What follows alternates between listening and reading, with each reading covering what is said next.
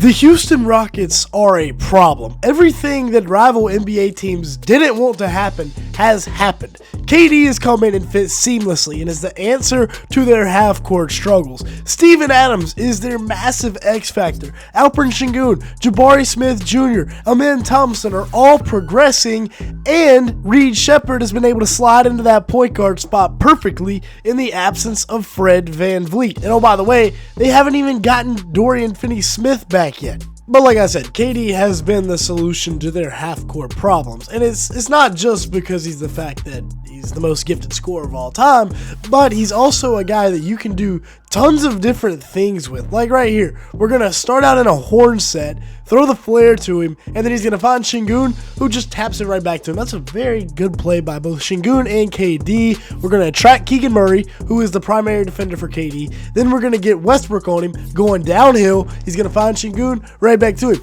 Beautiful basketball. Then right here, he's going to have the option. It looks like it's going to be a down screen from Sengun for him to come to the ball. Instead, Keegan Murray overplays, and KD just goes right back door, and a little swipe from Levine is not enough to deter him from finishing with the right. 24 points, 8 assists, 3 boards last night on 9 of 16 shooting from the field. And this is why their half-court offense is just so much better. You can just simply give it to him at the elbow, and he's going to go get a bucket, even on a good defender like Keegan Murray. That's a ridiculously tough shot that he just sticks.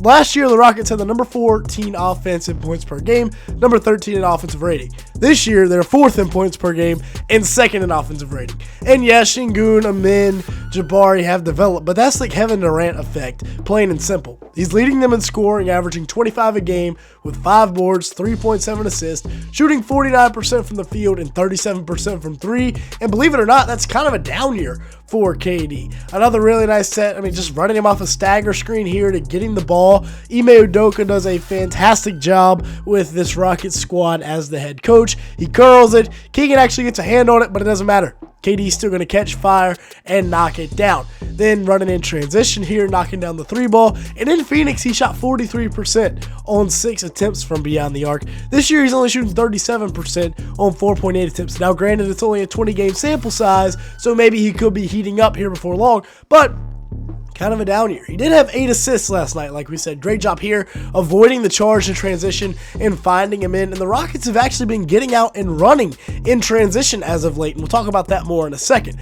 First, we got to look at Alperen Sengun, who, I mean, you look at the ISO from KD, and then you also got an ISO from Alpren, and it looks like he learned that from Kevin Durant. I mean, turn around, we're going to try and draw a foul and still knock down a fadeaway. That's a ridiculous advancement in his game already at just like 23 years old. He put up 23 and 10 last night with 4 steals and 3 assists. Really nice cut right here. Amin finds him on the same page, and they get the dunk to go. He's averaging 23 points a game with 9 rebounds, 7 assists, 1.3 steals, and a block, while shooting 51% from the field and 39% from 3 on 3 attempts per game. The 3-point shooting is much better than last year. He can take you off the bounce, and compared to Joker, which we have done at several points in his career, he's having a better 5th year. And then we talked about KD's ISOs. We also got to look at Alperen Sengun's ISOs. Look at him right here.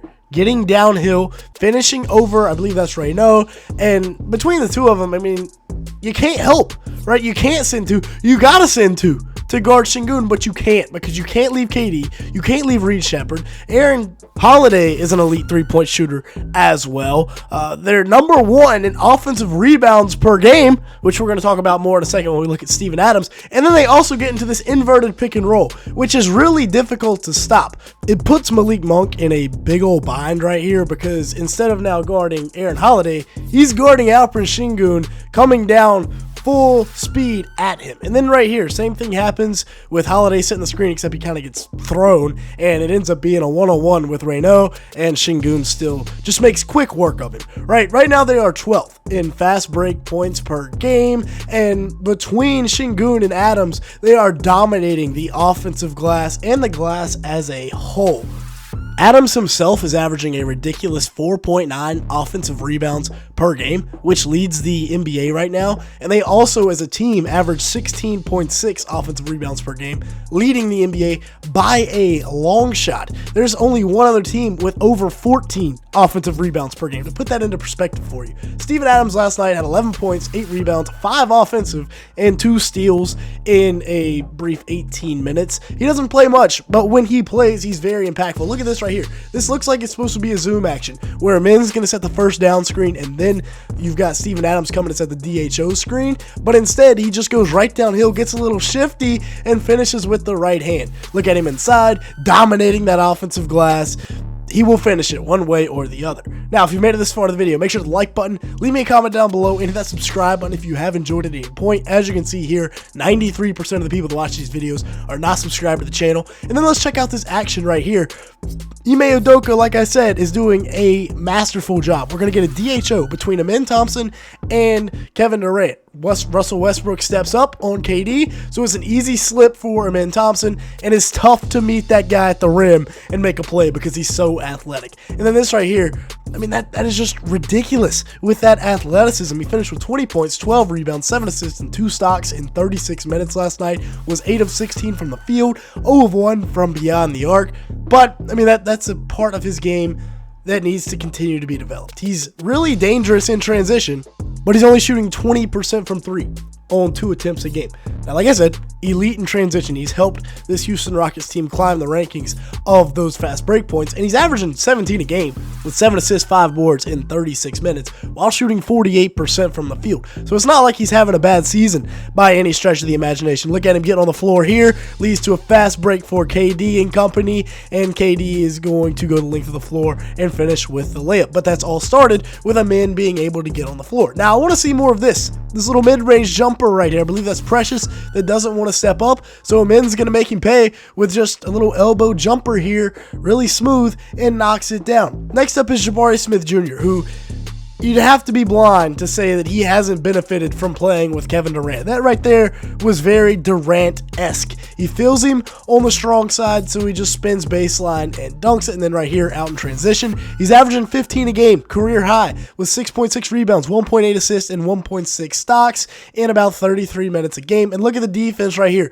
being able to get the stop, and then now we're on the break. Josh Okogie's flying downhill. This is an great example of how to not play transition defense by the Sacramento Kings, and JSJ finishes it with a mid-range jumper. He's 6'11", with that 7'1" wingspan, and running in transition, that can be scary. They're 4th in transition points per game over the last 3 games, really getting out and running as of late. Then you have Aaron Holiday as well, who is a great backup point guard. He's like the 3rd string here in Houston.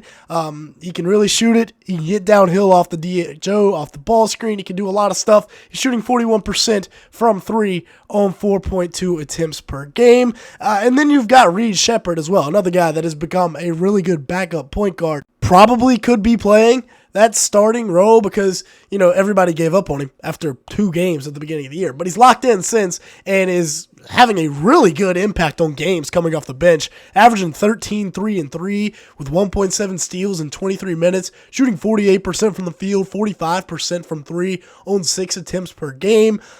Didn't have the biggest impact on the game last night, but still, he's been a monster. As for guys like Tari Eason, he is out 4 to 6 weeks, so that one is a little bit unfortunate because he's a fantastic defender and has been shooting the blood out of the ball early in the year. Dorian Finney-Smith is another guy here. He's also behind schedule in his recovery, so that's 2 really good 3-and-D wings that they don't even have access to right now, but it doesn't matter. They're 14-5, and the offense is humming. With that being said, that's going to be it for today's video. Thanks so much for watching. Hit that like button, hit that subscribe button, and make sure to come back later for more NBA content. And with that being said, thank you so much for watching today's video.